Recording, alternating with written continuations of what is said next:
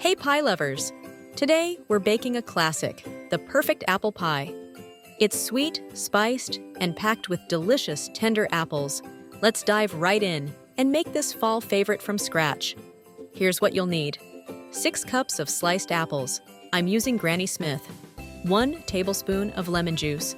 3/4 cup of granulated sugar. 1/4 cup of brown sugar. 1 teaspoon of cinnamon. 1/4 teaspoon of nutmeg. 2 tablespoons of flour. 1/4 teaspoon of salt. Stir 2 tablespoons of butter.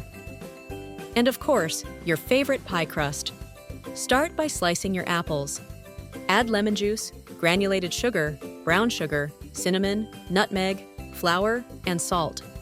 Toss everything together until the apples are evenly coated.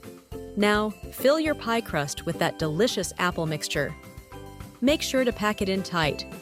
Then, dot the top with butter to add extra richness. Place your top crust on and crimp the edges to seal it all together. Don't forget to cut a few slits on top so the steam can escape while baking.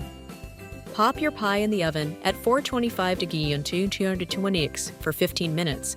Then reduce the heat to 350 degrees, 175 degrees, and bake for another 45 minutes until the crust is golden and the apples are tender.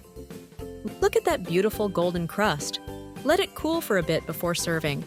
Slice it up, add a dollop of whipped cream or a scoop of vanilla ice cream, and enjoy the warm, spiced goodness of homemade apple pie. Thanks for joining me today. If you loved this apple pie recipe, be sure to like, comment, and subscribe for more tasty treats.